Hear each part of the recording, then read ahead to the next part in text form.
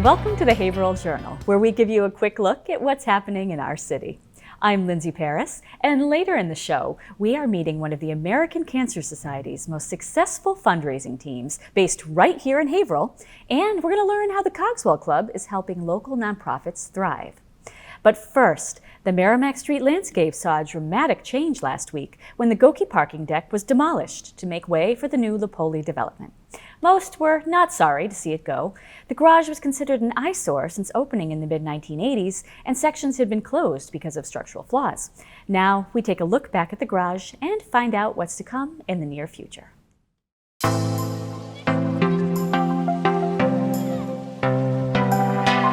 It's been a fixture of downtown Haverhill for better or worse for almost half a century. But the Gouki parking deck on Merrimack Street is finally coming down. Demolition crews began dismantling and removing the concrete monolith on July 7th and have been making fast work of it over the past week. The Haverhill Journal had the chance to talk to Mayor Melinda Barrett about the sometimes tumultuous history of the Gouki deck and what the city can expect for both the immediate and long-term future. This is the first phase of the redevelopment of Merrimack Street.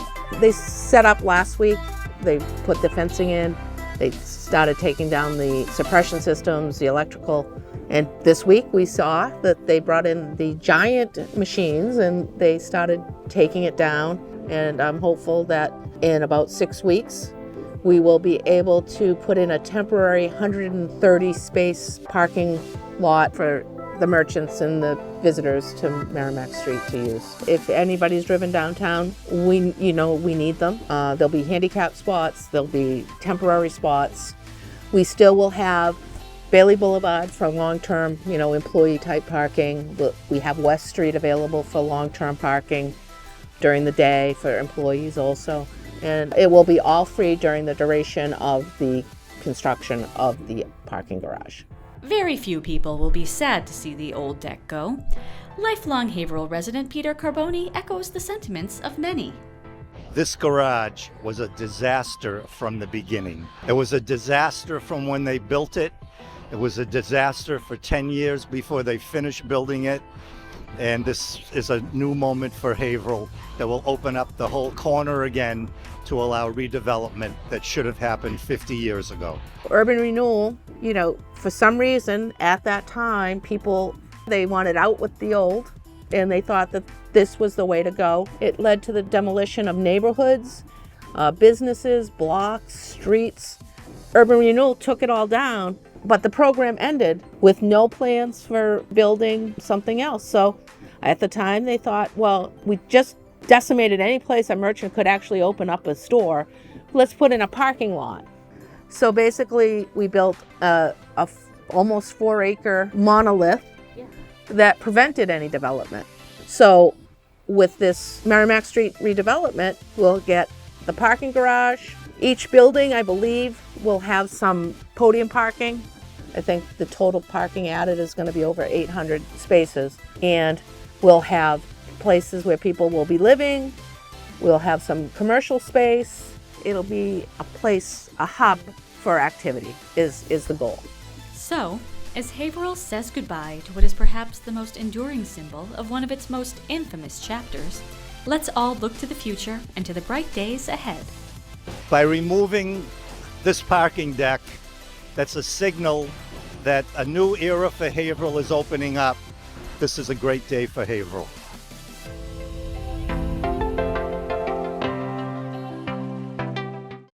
Other parking options downtown include the new diagonal parking on both sides of Bailey Boulevard, 1 block up, for long-term parking, and short-term parking in the West Street lot next to the Boys and Girls Club, or paid parking in the House Street lot behind Haverhill Beef. The leader of one of the American Cancer Society's most successful fundraising teams nationally lives and works right here in Haverhill, and she's making a big impact on the lives of fellow cancer survivors. Assistant City Clerk Rose Leonard Flynn started the Rosies Riveters fundraising team after battling cancer herself 12 years ago. And through her and her team's tireless efforts, Rosies Riveters has become ACS Boston's #1 fundraising team. Rose welcomed me to her recent Rosebud Relay to hear the story. Every year on a bright spring weekend, Rose Leonard Flynn walks and walks and walks. She walks to fight cancer after her own 12-year battle with the disease. But she doesn't walk alone. Rosies Riveters is a group of people that started at the Relay for Life to benefit the American Cancer Society. My neighbors and my friends, we all came together, and because I resemble Rosies Riveters so well, that's the name of our team. We do loops just over a mile, which encompasses Pilgrim Road, Brandon Road, and Standish.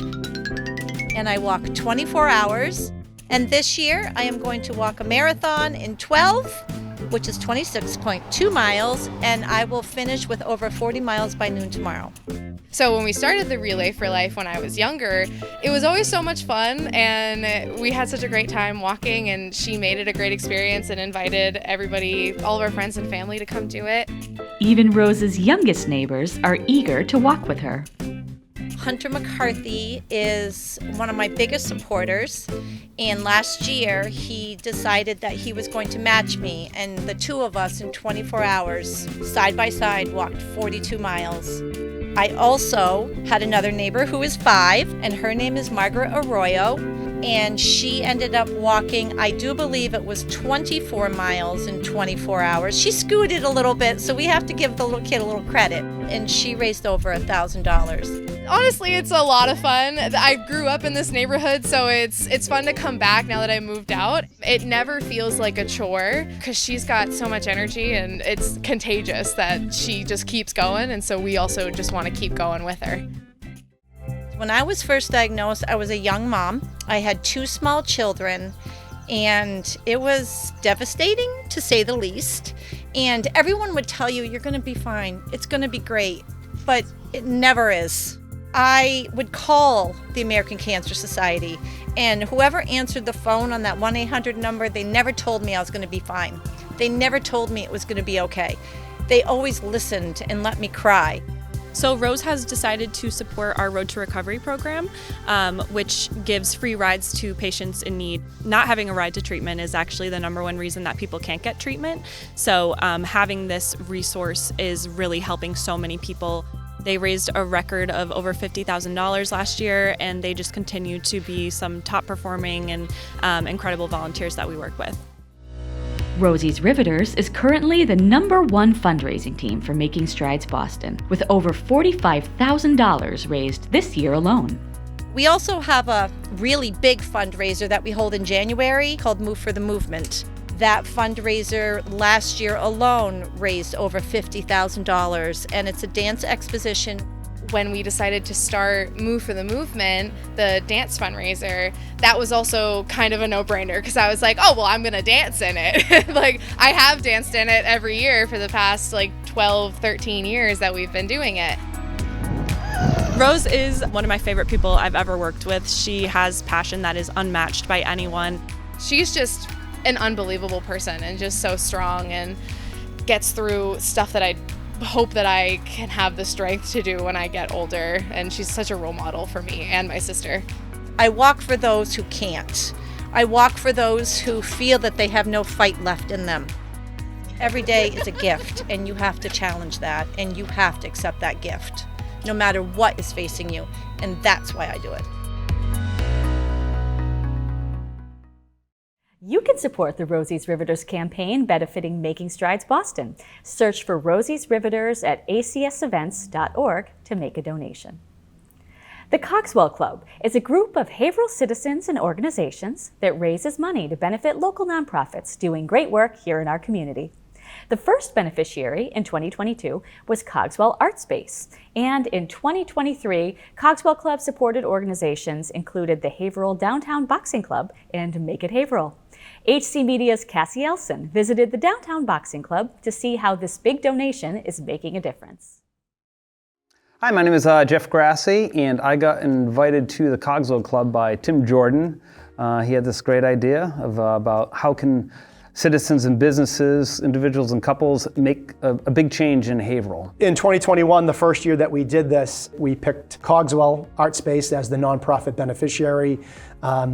And we raised, I believe it was over $70,000 that year for Cogswell Art Space. The idea when we started it that year was that on an ongoing basis, maybe The first year we funded Cogswell Art Space, but everybody that donated larger amounts to Cogswell would get a vote the following year on who should be next year's recipient. Last year, we ended up selecting 4 groups to invite them to come in to pitch us, and they were the Haverhill Downtown Boxing Club, Make It Haverhill, Somebody Cares New England, and Haverhill Promise. And we listened to the 4 pitches, and they were all fantastic nonprofits doing a lot of great work here in our community. Ultimately, as it worked out, we had a tie between Make It Haverhill and Haverhill Downtown Boxing, but the second vote ended up being a tie again. So this year we had the 2 beneficiaries, Haverhill Downtown Boxing Club and Make It Haverhill. But I do know that the 2 other organizations did receive some donations, grants specifically from Cogswell Club members, because they just felt so good about their pitches, even though they weren't the one ultimately selected, that they wanted to support them financially as well. My friend Frank, who is actually a volunteer trainer down at the downtown Haverhill Boxing Club, and we were just thinking of different nonprofits who to invite and anything like that. I said, oh, I know somebody, so I checked it out and stuff like that. I was extremely inspired when I went down there. I've gotten to know the trainers, I've gotten to know a lot of the kids now, and they just thank me and thank the donor club for helping them out. And all those people, all the volunteers, nobody gets paid there. So that's what always inspires me as well, to see everything that they're doing down at the boxing club.